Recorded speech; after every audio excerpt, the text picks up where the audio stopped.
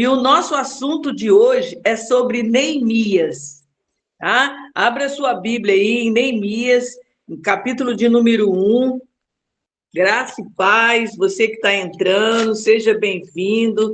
Esse é o nosso treinamento de intercessores do Projeto Vida, aqui de Volta Redonda. Você é bem-vindo em nome de Jesus. Nós estamos aqui para aprender com o Espírito Santo a palavra do Senhor. Neemias capítulo 1, a partir do versículo de número 1. Todo mundo achou aí? Neemias, o título é Neemias, um intercessor forjado. Seja bem-vinda, irmã Eliebete. Glória a Deus. Glória a Deus pela sua vida. Posso ler, gente? Amém? Diz assim, ó. As palavras de Neemias, filho de Acalias, e sucedeu que no mês de Quisleu, presta atenção, mês de Quisleu, no ano 20º, estando eu em Susa, a fortaleza, que veio Anani, um dos meus irmãos, ele e alguns de Judá, e perguntei-lhe pelos judeus que escaparam e restaram do cativeiro acerca de Jerusalém. Versículo 3. E disseram-me, os restantes que não foram levados para o cativeiro, lá na província, estão em grande miséria e desprezo, e o muro de Jerusalém fendido, e as suas portas queimadas a fogo. E sucedeu que, ouvindo eu essas palavras, assentei-me e chorei, e lamentei por alguns dias. Estive jejuando, orando perante o Deus dos céus, e disse: Ah, Senhor, Deus dos céus, Deus grande e terrível, que guarda o conserto e a benignidade para aqueles que amam e guarda os teus mandamentos. Esteja, pois, atento os teus ouvidos e os teus olhos abertos para ouvir a oração do teu servo, que hoje faço perante ti de dia e de noite, pelos filhos de Israel, teus servos, e faço confissão pelos pecados dos filhos de Israel, que pecamos contra ti, também eu e a casa de meu pai pecamos. Isso aqui, Deus está falando de raiz de iniquidade. De modo de todos nós corrompemos contra ti, e não guardamos os mandamentos, e nem os estatutos, e nem o juízo que ordenaste a Moisés, teu servo. Lembra-te, pois, da palavra que ordenaste a Moisés, teu servo, dizendo: vós transgredirei, e eu vos espalharei entre os povos. E vós vos converteres a mim e guardareis os meus mandamentos, eu os farei, então, ainda que os vossos rejeitados estejam no cabo do céu, lá ajuntarei e trarei ao lugar que tenho escolhido, para lhe fazer habitar o meu nome. Este ainda são os teus servos e o teu povo que resgataste com a tua mão, com a tua grande força e com a sua forte mão. Ah, Senhor, esteja, pois, atento os teus ouvidos e a oração de teu servo, e a oração dos teus servos e a oração dos teus servos que desejam temer ao teu nome e fazer prosperar hoje o teu servo e dar-lhe graça perante este homem. Então era eu, copeiro do rei. Amém, queridos? Glória a Deus. Irmão Neemias. Espera aí só um pouquinho, gente.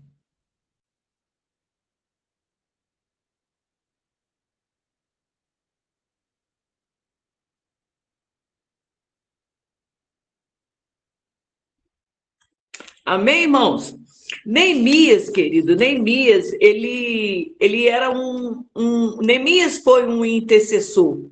E Neemias, ele buscou a unidade do povo de Deus. Neemias buscou a unidade do povo de Deus. E foi justamente nesse mês, no mês Quisleu, quando ele se encontrava na capital, né, ali na capital do Império da Pérsia, em Susa. E o que representa esse mês Quisleu? Você que está aí com o nosso livreto, né? A mentalidade, isso, a mentalidade hebraica. O mês Quisleu é um mês ligado à tribo de Benjamim. E esse mês é um mês em que, aqui diz assim, a tribo de Benjamim, ela teve uma participação histórica e especial, pois foi no seu território que a construção ocorreu. A construção do Templo de Jerusalém aconteceu justamente no território dessa tribo, da tribo de Benjamim. E Quisleu, querido, inclui a celebração da festa das luzes. Essa festa ela foi marcada por milagres. Ela foi marcada por milagre, o milagre do azeite, que durou 8 dias, em vez de um dia, né? Ali simbolizou a vitória sobre as trevas, né? Que foi a guerra contra os sírios e gregos. Isso aqui fala de um livro que na nossa Bíblia não tem, mas na Bíblia católica tem o livro de Judas Macabeus. E Judas Macabeus foi um homem que lutou para que o templo de Deus fosse restaurado.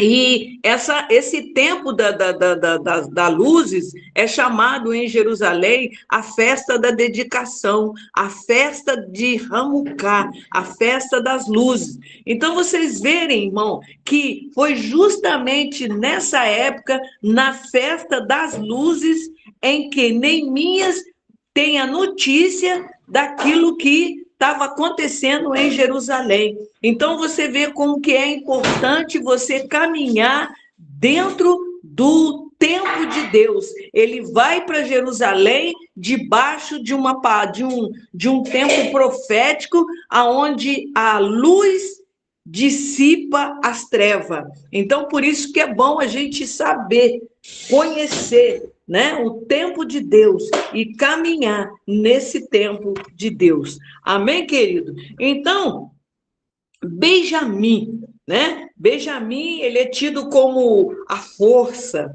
né? Benjamim, ele tinha bravura, ele era um conquistador. E Benjamim, ele foi o único das 12 tribos que nasceu ali em Israel. Mas agora vamos lá a história de Neemias, né? Como que começa a história de Neemias? A história de Neemias, querido, ela começa com um sentimento de pesar, né? Quando Neemias, ele toma conhecimento da notícia, como estava Jerusalém, né? Porque aqui no versículo 3 diz assim, né? Aliás, no 2, veio Anani, né? Um dos seus irmãos e alguns de Judá, e perguntou como que estava lá, como que estava o povo de Jerusalém, e ele fala, né, o povo de Jerusalém estavam em cativeiro, eles tinham sido levados para cativeiro, eles estavam em miséria, né, Jerusalém tinha sido destruída. Irmão, e quando Neemias ele toma conhecimento dessa notícia, irmão, Neemias, ele tem uma compaixão com relação à situação do sofrimento que estava aquela cidade e que estava aquele povo. Então, tudo aquilo, você que é intercessor, tudo aquilo, querido, que te incomoda é um convite, irmã Marisa, para você interceder. Tudo aquilo que você vê que está acontecendo de tristeza, como Neemias recebe essa notícia desse cativeiro, tudo isso, um irmão está passando uma dificuldade, você está vendo uma dificuldade no ministério, não é motivo para comentário, mas é motivo para você interceder e colocar a causa diante do Senhor. Amém, irmão? Então, foi o que o Daniel fez, foi o que Esther fez, porque Daniel também era um intercessor. A rainha Esther também foi uma intercessora, porque havia aquele homem lá na província ali onde estava a rainha Esther, chamado Ramá. Ele queria o quê? Ele queria destruir a nação de Israel. E a rainha Esther, ela faz 3 dias de jejum junto com as suas moças, e ali ela reivindica de Deus a libertação do povo de Israel. Então, a rainha Esther, Daniel, quando ele vê o sofrimento de uma nação, o que ele faz? Ele fica 21 dias diante do Senhor para que aquele povo fosse liberto de toda a opressão das regências malignas que havia naquele lugar. Então, de um coração aflito, ele entra em ação. Quando ele ouve a notícia das ruínas de Jerusalém, Neemias, querido, ele não ficou indiferente. Quem mandou? Eles estavam em pecado, agora eles que se virem por lá. Não, ele não fez isso. Como intercessor, não é assim que deve ser o nosso proceder. Neemias, querido, ele foi iluminado por Deus, né? E ele tem essa motivação, ele recebe uma revelação de Deus. O que ele foi fazer? Ele foi orar. Ele foi orar e ele foi jejuar pela situação precária que estava o povo ali em Jerusalém. O intercessor, querido, ele precisa andar no tempo de Deus, né? Ele precisa estar em conexão aos propósitos de Deus, porque Neemias sabia do propósito que Deus tinha por Jerusalém. Ali no livro de Jeremias 29:11, o Senhor fala, né? Os planos que Deus tem para nós não é para nos destruir, né? Mas é para nos dar um futuro de bênção. Seja bem-vinda, irmã Andréia. É para nos dar um futuro de bênção, né? De um futuro de esperança, um destino de realização profética na nossa vida. Deus não, às vezes fala, meu Deus, eu estou passando uma prova, ai, não estou aguentando mais. Mas, querido, Deus, quando nos chamou, ele tirou o jugo pesado que estava entre nós e colocou o jugo leve, que é o jugo dele. Né? Então, Deus não chamou ninguém para ser derrotado, Deus não chamou ninguém para ficar na ruína. Deus nos chamou para ser mais do que vencedores. Quem está entendendo até aqui? Amém? Então, vamos lá. A tristeza, querido, não paralisou, mas ela impulsionou Neemias a agir no poder do Espírito Santo. Louvado seja o nome do Senhor. Tem pessoas que às vezes estão tristes, elas ficam desanimadas, né? A tendência da tristeza é te paralisar. O medo, ele te paralisa. Mas quando você está debaixo da unção do Espírito Santo, a tristeza, né, o medo, ela não vai paralisar você. Pelo contrário, o Espírito Santo vai te impulsionar você a agir na direção do Espírito Santo. Então, as muralhas de Jerusalém estavam o quê? Caídas. E isso representa o quê? Muralhas caídas. As muralhas que estão caídas, ela representa que a força e a segurança de uma cidade. Porque uma cidade sem muro, a sua casa sem muro, ela está aberta para qualquer tipo de ataque. Mas quando os muros são levantados, as brechas são o quê? São fechadas, irmã Martinha. Então, o muro de uma cidade destruída é sinal de fraqueza, né? São brechas para o inimigo agir. Então, nós precisamos tomar cuidado e pedir ao Senhor que nos ajude a fechar as brechas da nossa vida. Amém? Então, Neemias, querido, mesmo estando numa boa posição, porque Neemias estava numa boa posição, Neemias, ele era o quê? Ele era um copeiro, né? Ele estava ali, o rei gostava dele, ele tinha ali vamos dizer assim, as pessoas tinham uma credibilidade na pessoa do Neemias. Ele podia ter falado, o povo tá ruim lá, então eles que se virem por lá, né? Não mandei desobedecer a Deus, eu vou ficar aqui na minha. Mas ele não pensou assim, querido. A Bíblia diz que nós temos que amar a Deus sobre todas as coisas e amar o nosso irmão como a nós mesmos. Então, a dor do seu irmão é a nossa também. Aquilo que o seu irmão está passando vai doer em você.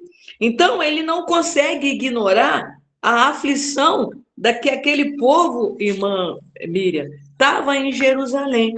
Mas antes dele tomar uma atitude, olha aqui no versículo de número 5 do capítulo 1 que nós lemos. Diz assim, ó, e disse, Senhor, Deus dos céus, Deus grande e terrível, que guarda o conserto e a benignidade para aqueles que te amam e guarda os teus mandamentos. Versículo 6. Estejam, pois, atentos os teus ouvidos e os teus olhos abertos para ouvires a oração do teu povo, que eu hoje faço perante ti, de dia e de noite, pelos filhos de Israel e teus servos, faço confissão pelos pecados dos filhos de Israel, que pecamos contra ti, também eu e a casa de meu pai pecamos. Irmão, é interessante que se você olhar no capítulo 9 do livro de Daniel, Daniel faz a mesma oração. Quando Daniel, ali a palavra do Senhor diz que Daniel, ele era um intercessor e ele andava ligado no tempo de Deus. Ele sabia que era chegado o tempo do povo sair do cativeiro, porque isso estava escrito no livro de Jeremias. Por isso que eu e você, como intercessor, precisamos ter conhecimento da palavra de Deus. Então, Daniel, ele faz a mesma oração. Ele pede perdão a Deus pelos pecados de Israel e também pelos pecados da casa dele. O que significa isso? Significa que Deus limpando a raiz da sua genética, Deus visitando a sua geração. A Bíblia diz que Deus faz visitação na terceira até a quarta geração. Para quê, pastora? Para limpar todo o pecado da raiz da sua família, da nossa família. Então, querido, o versículo 5 e o versículo 6 ensinam o que para nós? Que nenhuma restauração na nossa vida pode ser erguida sem pedir perdão das ofensas da nossa geração. São altares, são ofensas, são altares que são levantados aos outros deuses. Se você for fazer um mapeamento da sua casa, se você for fazer um mapeamento da sua família, você vai ver que a sua família, por ignorância, sabe, teve tantos vícios, tantas coisas. Por que Deus te salvou? Deus salvou você para poder resgatar toda a sua família. Deus, quando coloca Noé dentro da arca, Deus coloca Noé, mas Deus não fala com os filhos de Noé, Deus fala com Noé. A Bíblia diz que o Noé que era justo diante do Senhor, um homem que era temente a Deus, e através de Noé, toda a família de Noé entra para a arca. Então, quando Deus chamou você, ele chamou você para limpar toda a sua geração. Então, nós temos que entrar na presença do Senhor, fazer uma lista. Eu tenho um tio que tem o vício de jogo, eu tenho um tio que é vício de alcoolismo, é alcoólatra. Eu tenho um pastor aqui que tem uns procedimentos, né? Eu tenho uma família cheia de inimizade, uma família que cheio de prostituição, de adultério, que são obras da carne, que não agrada ao Senhor. Então, todas as vezes que a nossa família, ou até mesmo nós, tivemos esse tipo de atitude, nós levantamos altares. Porque em cada uma desses pecados, dessas coisas tóxicas, né, para a alma, existe uma regência maligna. A prostituição, existe uma regência, né, de Jezabel. A idolatria, a rainha do céu. E aí segue, né, vários, Afrodite, que é regência de demônios que quer trabalhar no emocional, demônios que agem como, fugiu o nome aqui, gente, Leviatã, né? Um demônio que age para roubar a identidade, um demônio que ele tenta de todo jeito roubar o fruto do Espírito na nossa vida. Depois você pode ler aí Isaías capítulo 27, vai lendo que você vai achar onde a palavra do Senhor diz que, eu vou ler aqui para os irmãos, Isaías 27.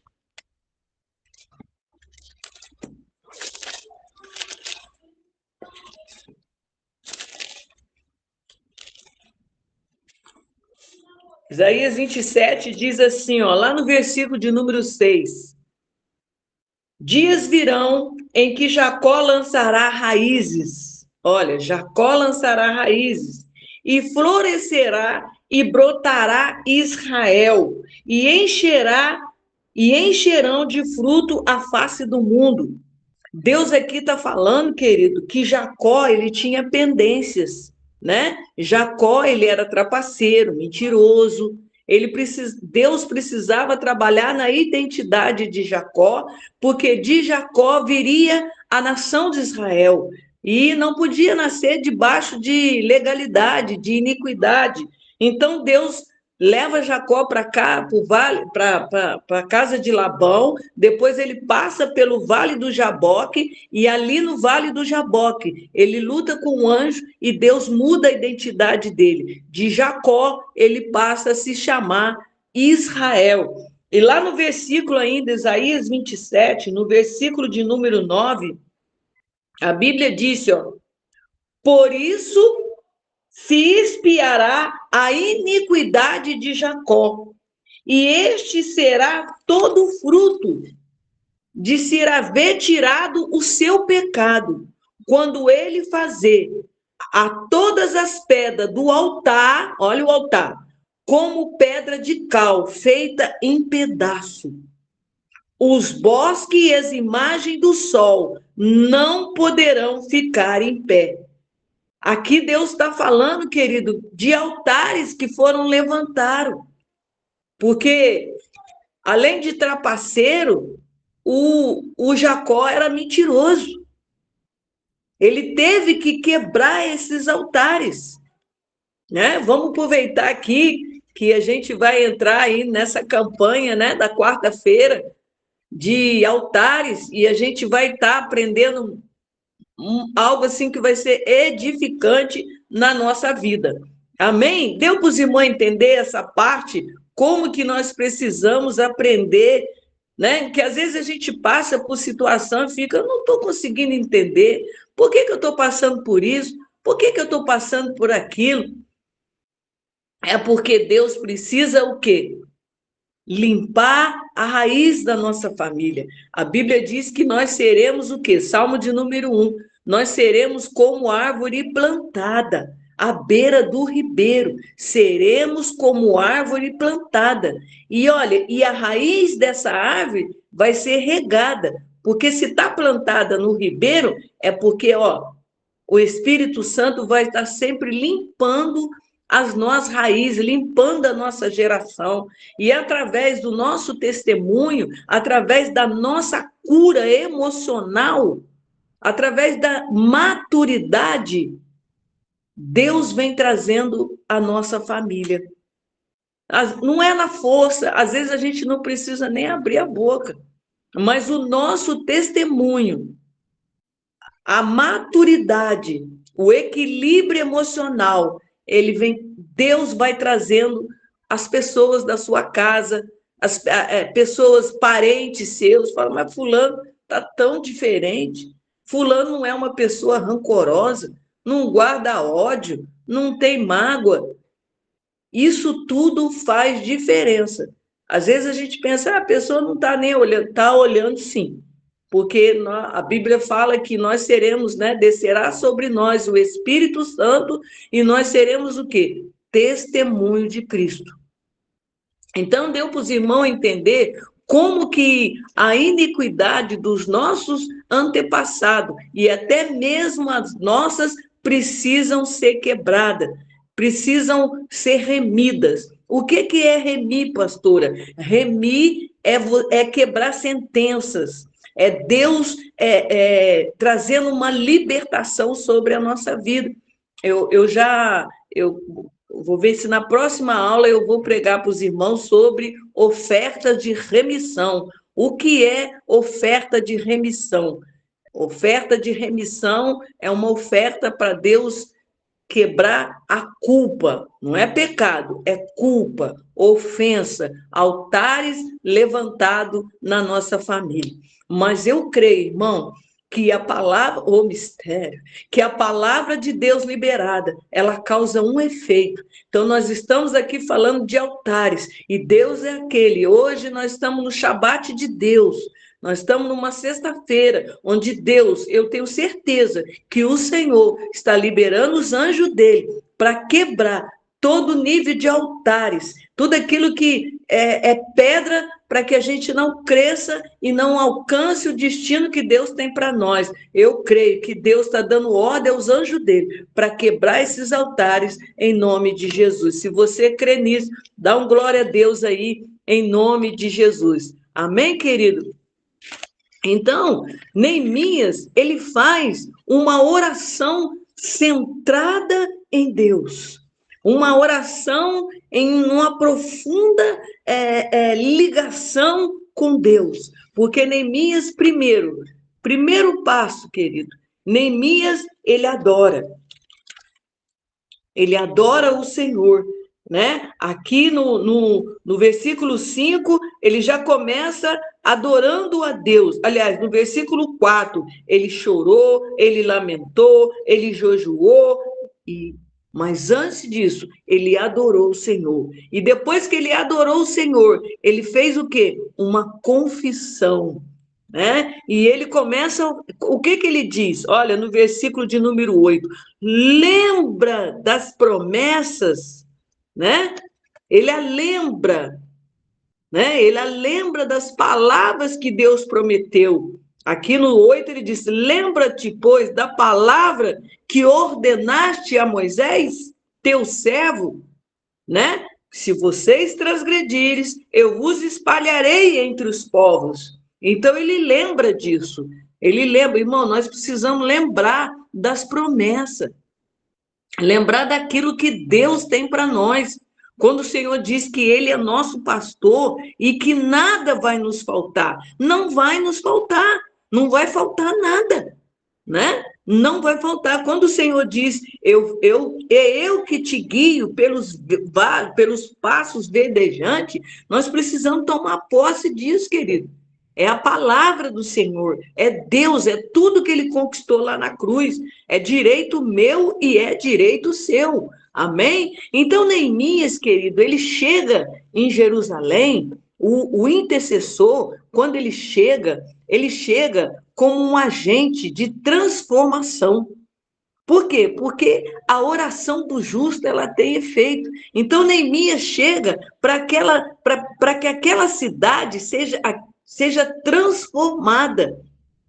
Então, nós somos o quê? Os intercessores são agentes de transformação, né? Direcionado por Deus para tirar o povo da quê? Para tirar o povo de um cativeiro, né? E fazer ali, igual eu falei para os irmãos, Neemias, quando ele chega na cidade, no capítulo 2, entre o versículo 11 e 12, diz assim, ó, e cheguei em Jerusalém, capítulo 2. E cheguei em Jerusalém. Estive ali 3 dias. E de noite me levantei, eu e poucos homens comigo, e não declarei a ninguém o que o meu Deus pôs no meu coração para fazer em Jerusalém. Ali, querido, quando ele sai andando ali pela cidade, né? Ele vai andando, ele passa por várias portas, pela porta do vale, pela porta do Montouro, porque Neemias restaurou as portas em Jerusalém. Ali ele já estava fazendo um mapeamento da situação. Ele já estava vendo como estava a situação em Jerusalém. E olha, se você olhar aqui no versículo, no capítulo 2, no versículo 10, olha o que a palavra do Senhor diz. Olha só. O que ouvindo Sambalate, o Aronita, e Tobias, o servo amomita, lhe desagradou com grande desagrado que alguém viesse procurar o bem dos filhos de Israel. Olha aí, irmão, esse Sambalate, esse Aronita, né, e Tobias, o servo amomita, irmão, esse, ainda tinha um outro aqui também, né, essa turma aí, peraí, deixa eu me ajeitar aqui, louvado seja Deus. Neemias, querido, olha, presta atenção, Neemias, ele não era profeta, Neemias não era profeta, ele não era um profeta. Neemias, ele era o quê, pastor? Ele não, nem sacerdote ele era. Ele era o quê, pastor? Ele era um copeiro na corte do rei. Neemias era um copeiro na corte do rei. Deixa eu só me organizar aqui, gente. Glória a Deus. Louvado seja o nome do Senhor. Glória seja dada ao nome do Senhor. Então, continuando aqui. Neemias, né, como disse para os irmãos, ele vê ali, ele retrata ali uma opressão, né, um desamparo que o povo estava vivendo. Mas tudo aquilo que aquele povo estava vivendo ali, querida, era o quê? Era resultado de uma desobediência e um desvio dos caminhos do Senhor. Né? Então, a gente vê que aqui no capítulo 2, no versículo 10, começa o quê, pastor? Começa a batalha. Né? Começa a batalha aqui, irmã Marisa. Por quê? Sambalate, querido, quem era ele? Sambalate, ele era um líder samaritano. Olha de onde que o homem tinha saído. De Samaria, uma cidade que foi capital de Israel, mas por permitir tantas pessoas idólatras entrar ali, se perderam, adoraram, deixaram de seguir o Senhor e foram adorar outros deuses. Tobias, sabe quem era o Tobias? O Tobias era um oficial amomita. Quem eram os amomitas? Os amomitas eram descendentes lá daquelas 2 filhas de Ló, né? Aquelas 2 lá que embriagaram o pai e tiveram relações com o pai.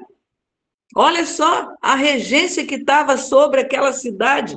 E Gesem, quem era esse Gesem? Era um árabe, né? Um homem iníquo, que não adorava a Deus, um povo que andava em desobediência a Deus. Era esse povo aí, querido, que estava impedindo, né, que Neemias fosse até aquela cidade fazer o bem para o povo de Jerusalém. Então, eu abro um parente aqui, eu e você. Por isso que um intercessor, ele não é destacável, né? Ele não fica debaixo de luzes. Nossa, chegou a irmã Marisa, chegou a irmã Alessandra, chegou o povo agora. Não, é a glória do Senhor que é manifesta através da nossa vida. Por quê? Porque nós ficamos diante do trono da graça de Deus e o Senhor é que manifesta o poder dele. Nós levantamos as nossas mãos, nós levantamos as nossas mãos diante do trono e quem pleiteia as nossas causas é o Senhor. né? Deus nos chamou para nós ficarmos diante do trono da graça de Deus. Então havia ali uma regência maligna. Havia ali. Por isso, querido, que nós temos que orar pela nossa cidade. Eu não lembro o versículo agora, mas depois eu coloco lá no grupo que Jeremias fala que aquele que ora pela sua cidade, ele prospera.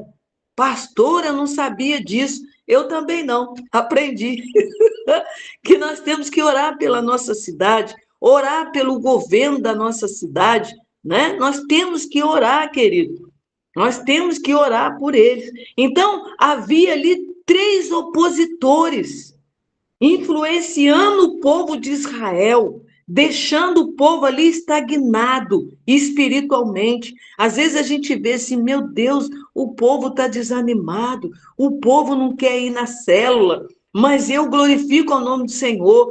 Irmão, nós estamos com 28 pessoas nessa live. Você pode dar um glória a Deus aí? Eu fiquei até arrepiada aqui agora, né? Você pode dar um glória, oh, aleluia, né? 28 pessoas.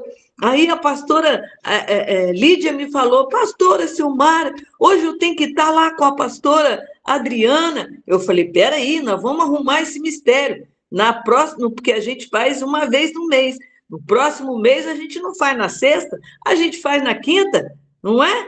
Que aí dá para todo mundo ficar. Nós precisamos também estar na vida contagiante, que é uma obra que Deus tem realizado através da nossa pastora Adriana, e o Espírito Santo tem operado maravilhas, né, irmão? Então a gente tem que estar junto também. Então, querido, havia ali o povo, irmão, né? O povo estava estagnado, o povo estava sem ação, debaixo de miséria, debaixo de pobreza, de ruína. Então, o Neemias entra ali, querido, como um agente de transformação. Ele entra para transformar e trazer a glória do Senhor, né? E ele ali, querido, quando ele faz aquela, ele primeiro ele faz aquela confissão, né? Ele ativa ali o mover das mãos do Senhor, porque o Salmo de número 32 fala que enquanto ele não, enquanto o profeta, enquanto o rei Davi não confessou, o que aconteceu com ele? Doía os ossos dele. Ele precisava confessar os seus pecados, né? E Isaías 57, 20 fala que quando a pessoa não tem Jesus, quando a pessoa se afasta de Jesus, ele não se alimenta da palavra de Deus. Isaías 57, 20 fala que você fica como um ímpio. Dentro de você não há esse rio de águas vivas, mas é uma lama de tristeza, uma lama de preocupação, uma lama de angústia. Louvado seja o nome do Senhor, né? Tem uma lama dentro de você. Então, quando Deus encontra com a samaritana, o que aconteceu com ela?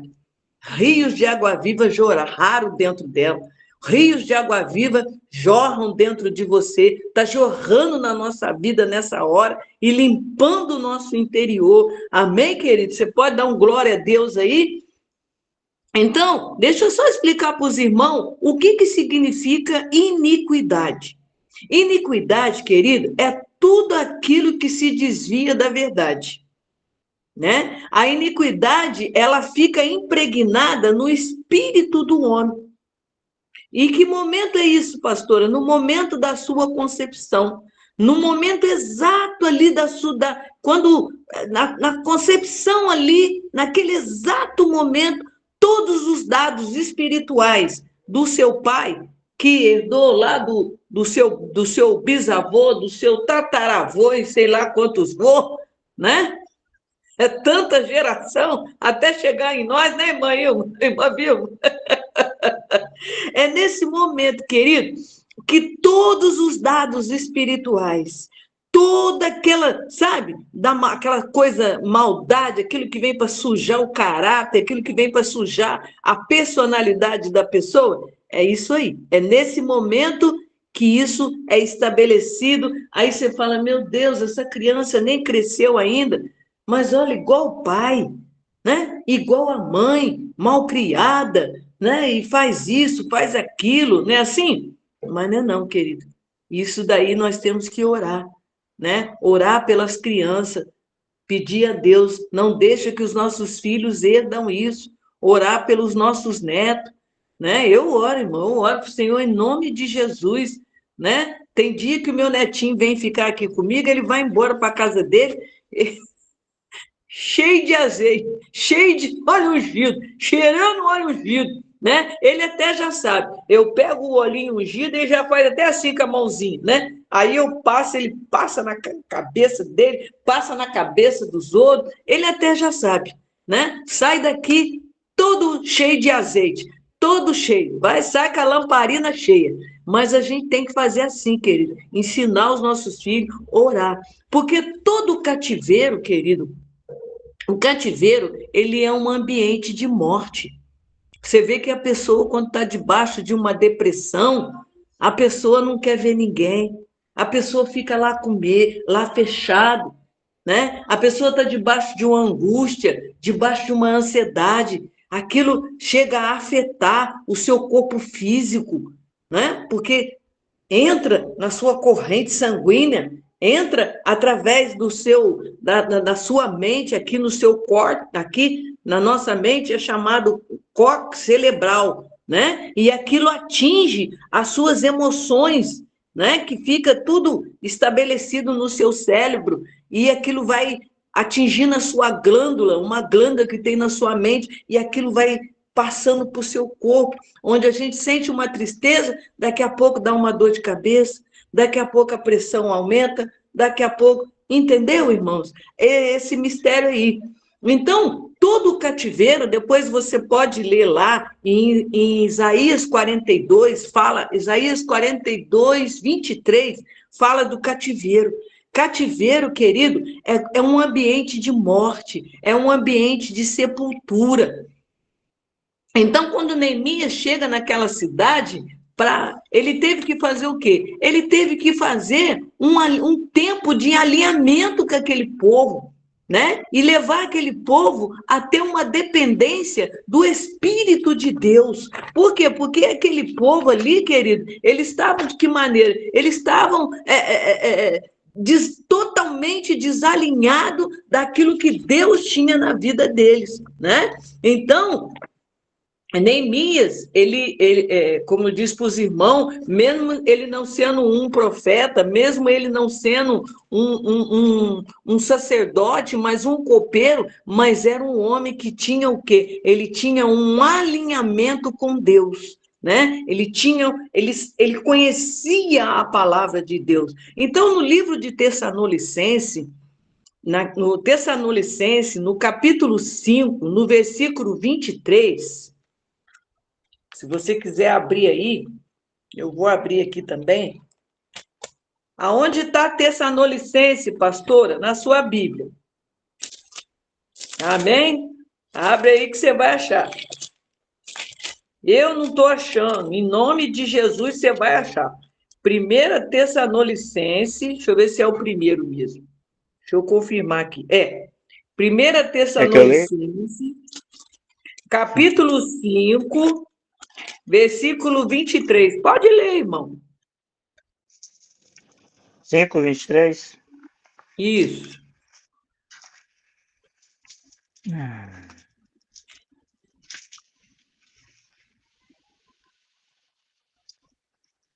E o mesmo Deus de paz vos santifique em tudo, e todo o vosso espírito, e alma e corpo sejam plenamente conservados impreensíveis para a vinda de nosso Senhor Jesus Cristo. Amém. Obrigada, irmão. Então, aqui, o que o Senhor está falando? Que o mesmo Deus da paz vos santifique em tudo, espírito, alma e corpo. Isso aqui quer dizer o quê? Que nós somos tricotômico, alma, corpo e espírito. A alma, querido, ela é a essência da vida. É ou não é? A alma é a essência da vida. E a alma, ela é o centro das emoções, dos pensamentos, da vontade de uma pessoa, né? E ela, a nossa alma, ela é responsável pela nossa personalidade, pela forma como a gente reage no mundo. É ou não é? Tem pessoas que são impulsivas, né?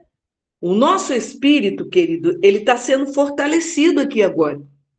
Por quê, pastora? Porque nós, nem só de pão vive o homem, mas de toda palavra que sai da boca de Deus, né?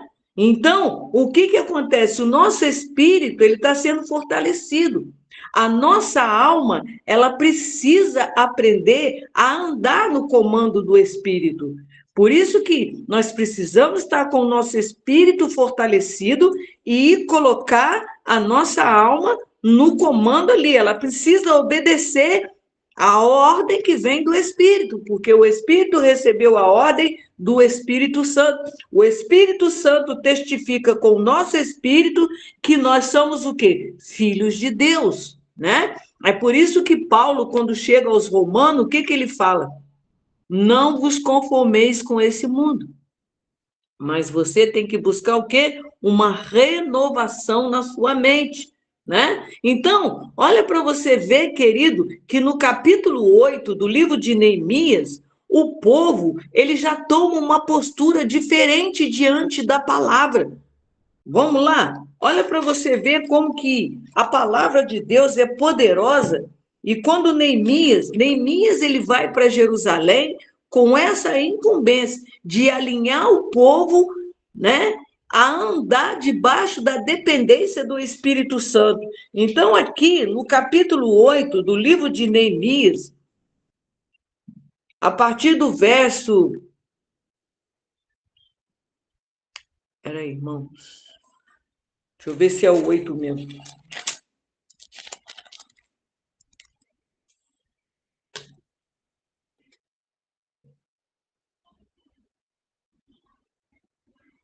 Vamos ler o 8 mesmo. O 8 aqui, olha só, antes, a posição do povo como era?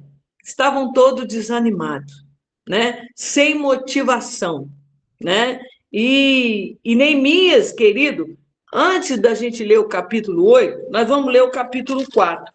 Porque aqui no capítulo 4, eles já começam a edificar os muros.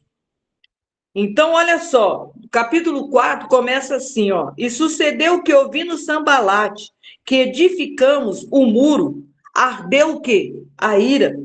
E se indignou muito e escarneceu do judeu.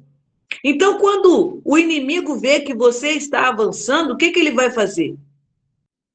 Ele vai lançar os dardos dele para tentar o quê? Te desanimar, né? Mas Neemias, querido, ele não parou.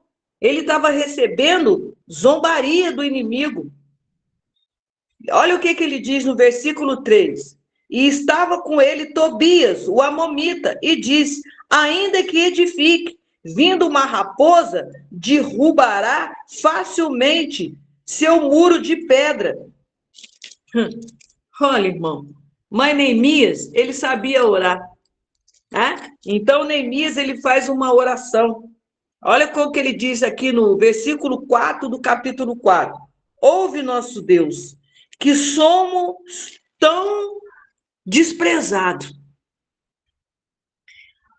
E caia sobre o seu opróbrio, sobre a sua cabeça, e faz com que seja um despojo numa terra de cativeiro. E não cubra a sua iniquidade, e não risque diante de ti o seu pecado, pois se te irritaram de fronte dos edificadores. Assim edificamos o muro, e todo o muro se cerrou até a sua metade. Olha só, irmão, porque o coração do povo se inclinava a trabalhar. Mas aquele povo não estava desanimado? O povo não estava todo desanimado? Mas quando Neemias chegou, quando você vai na direção de Deus, Deus vai na sua frente. Né? E ali acontece o quê? Um alinhamento na vida daquele povo. Aquele povo que estava debaixo de uma regência maligna, eles entram agora debaixo do poder de Deus. debaixo da unção de Deus. É por isso que Paulo, quando chega em Efésio, ele fala para aquele povo: olha, você não tem que se fortalecer numa garrafa de café, não. Ou você tem que se fortalecer naquele marmitex. Não, fortalecei-vos no Senhor e na força do seu poder. Você tem que se fortalecer na palavra, se revestir. Tem gente que fala assim: pastor, eu me revisto da armadura de Deus. Mas, irmão, revestir da armadura de Deus é estudar a palavra.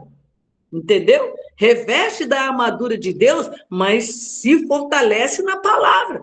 Então, olha só, irmão, quando chega aqui no capítulo 4, no versículo 17, olha só o que aconteceu. Aliás, vamos ler o 16. E sucedeu que desde aquele dia, a metade dos meus moços trabalhavam na obra, e a outra metade dele tinha a lança, e o escudo, e o arco, e as couraças, e os chefes estavam por detrás de toda a casa de Judá.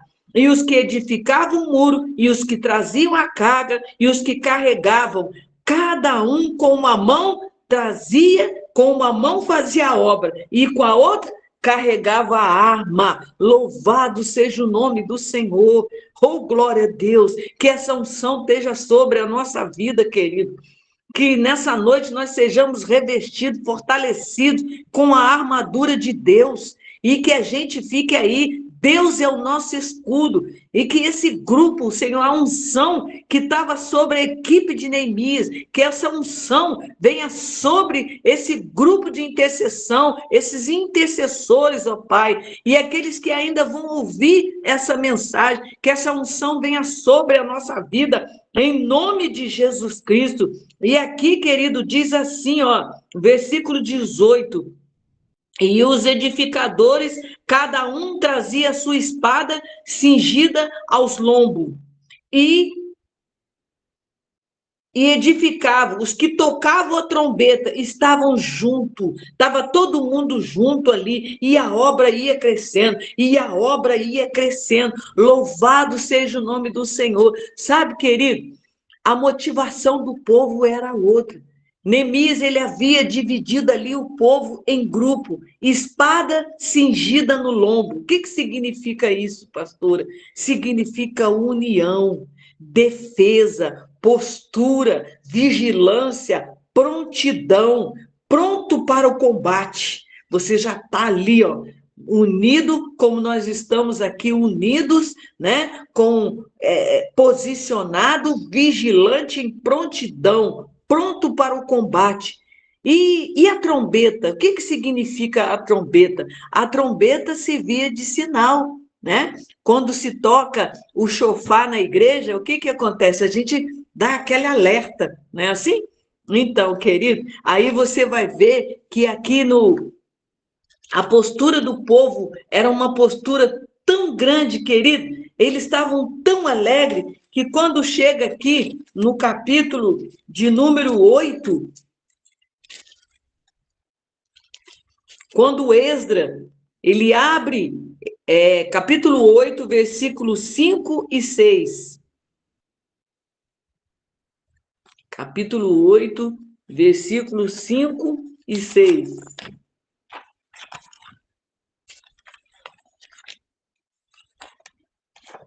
Eu já estou quase acabando, tá, gente? Aqui no capítulo 5, no capítulo 8, versículos 5 e 6, diz assim: E Esdras abriu o livro perante os olhos de todo o povo, porque estava acima de todo o povo, e abrindo ele, todo o povo se pôs em pé. E Esdras louvou o Senhor com o grande Deus, e todo o povo respondeu: Amém, amém, levantando as mãos, inclinando e adorando ao Senhor com o rosto em terra. No versículo aqui de número 9, diz assim: E Neemias, que era o Tirsata, e o sacerdote Esdras, o escriba, e os levitas ensinavam o povo e disseram a todo o povo: Esse é o dia consagrado ao Senhor vosso Deus. pelo que não vos lamentei e nem choreis, porque o povo chorava, querido.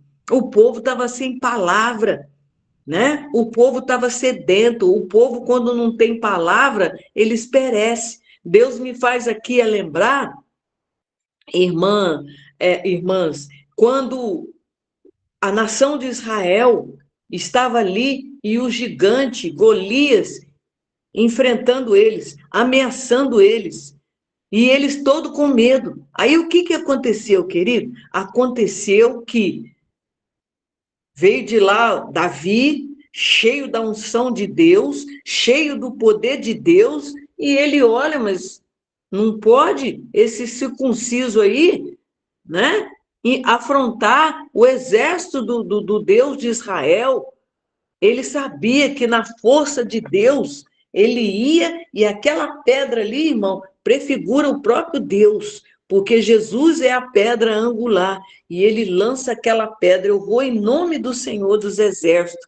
Por quê? Porque Davi, ele estava alimentado de Deus, ele estava cheio de Deus. Então, quando nós estamos alimentados da palavra de Deus, querido, nós somos fortalecidos, nós somos mais que vencedores. A palavra do Senhor diz, lá no livro de Apocalipse, Apocalipse todo mundo sabe onde está, né, gente? Apocalipse está no final da Bíblia, né?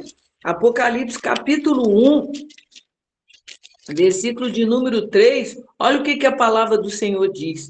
Bem-aventurado aquele que lê, e os que ouvem a palavra dessa profecia, e guardam as coisas que nela está escrito, porque o tempo está próximo. Olha que pensa, irmão. Olha o que Deus fala para a gente. Que bem-aventurado aquele que lê, e os que ouvem a palavra dessa profecia, e guarda. Bem-aventurado significa o quê? Você é feliz. Você é feliz. Nós somos felizes, porque nós estamos aqui meditando na palavra do Senhor. Então, nós somos felizes. Então, aquele povo, irmão, que estava ali, desalinhado, perdendo batalha, debaixo de tristeza, debaixo de uma regência maligna de Sambalate, de Tobias e de Gesem, eles entram debaixo da unção de Deus, eles entram agora na sombra do Onipotente. Oh, meu Deus, eles estavam agora, oh, meu Deus, no esconderijo do Altíssimo. Oh, meu Pai, como faz diferença isso na sua vida?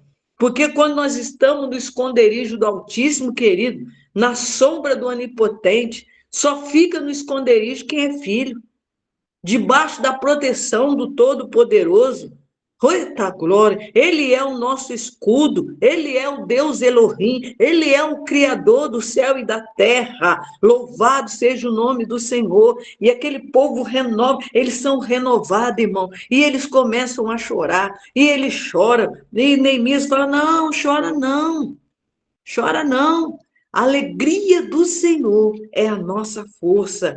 Ide, aí ele fala aqui no 10, e disse-lhe mais: ide comer as gorduras, e beber as doçuras, e enviar a porção ao que não tem nada preparado para si, porque esse é o dia consagrado do Senhor. Portanto, não vos entristeceis, porque a alegria do Senhor, você pode dizer isso daí? A alegria do Senhor é a nossa força. Louvado seja o nome do Senhor. E o povo ali, querido, ficou alegre e já preparado para a festa de tabernáculo, porque no dia seguinte, né, você vai aprender aí, né, no nosso livreto, está guardado aqui, tá, irmã Vilma? O seu, viu? Está guardadinho, tá?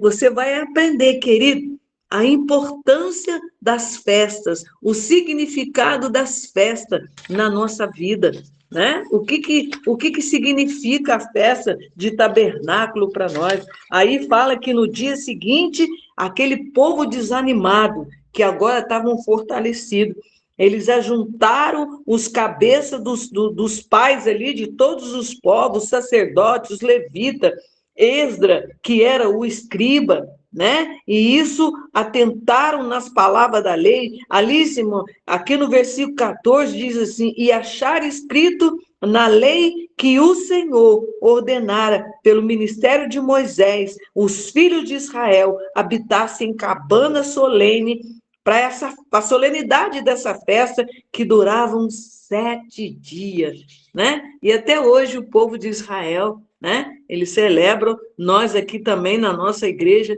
nós celebramos a festa de tabernáculo.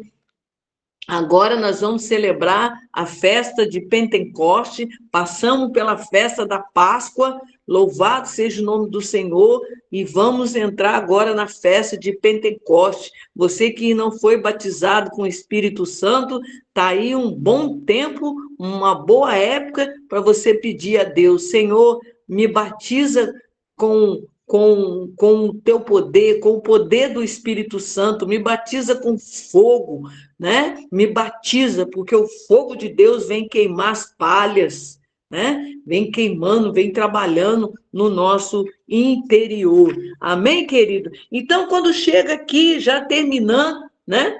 Quando chega aqui, no capítulo 9, o povo já está assim num amadurecimento, irmão Alexandre, tão grande, o povo já estava tão aquebrantado que no dia 24 desse mesmo mês, né, que é o mês de Quisleu, que é o mês que ali tudo começa, né?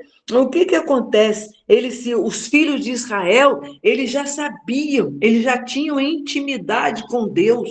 Ali eles se ajuntam, eles jejuam, eles se vestiam de pano de saco, irmã Marisa, como um sinal de aquebrantamento, de humildade diante de Deus, e eles ali, queridos, já estavam se apartando das coisas que não agradavam a Deus, já estavam confessando as suas. Antes foi o Neemias que teve que pedir perdão. Olha como que um intercessor, ele é um agente de transformação. Através da experiência de Neemias, aquele povo, agora era eles, né? Aqui fala no capítulo 9, e a geração de Israel se apartou de todos os estranhos e puseram-se em pé e fizeram confissão dos seus pecados e da iniquidade dos seus pais. E eles, levantando o seu rosto, leram a palavra, leram o livro da lei, né? E ali eles iam, querido, pedindo perdão para Deus, e ia ali se aquebrantando diante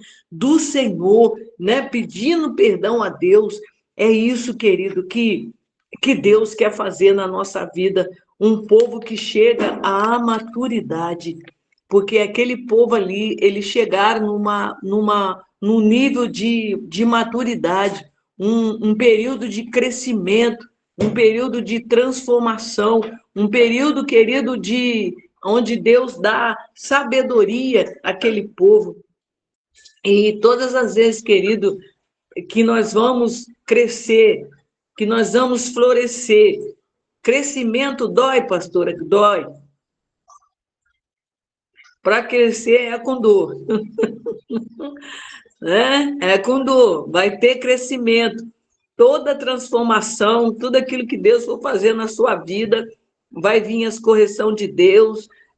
Você vê que o próprio Jacó, quando ele vai para a casa de Labão, ele trabalha 14 anos, ele fica na casa de Labão. Ali, ele foi morar na casa de um homem que tinha as mesmas atitudes que ele tinha. Labão era trapaceiro, Labão era mentiroso, gostava de levar vantagem, e ali Deus foi trabalhando no caráter, na personalidade do Jacó, né? Então, crescimento, mas ali Jacó teve crescimento, ali Jacó aprendeu. Então, todo crescimento na nossa vida dói. Tudo aquilo que vai florescer, o que significa florescer? Florescer significa você confiar, né? Assim, você vai, né? Você nem sabe o que vai acontecer, mas Deus vai florescer, a sua vida vai florescer, mas você precisa confiar em Deus. E tudo isso, irmão, que nós aprendemos aqui nessa noite, né? O povo chegando numa... Obrigada, irmã Carla. O povo chegando numa maturidade espiritual.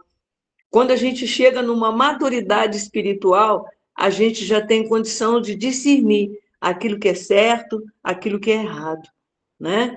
De tomar decisões alinhadas à vontade de Deus. Aquele povo aprendeu através de Neemias, um intercessor que foi forjado por Deus, né? Forjado a viver uma situação para ajudar o seu próximo, mas ele conseguiu, né? Ele conseguiu dar testemunho de ser luz na vida daquele povo.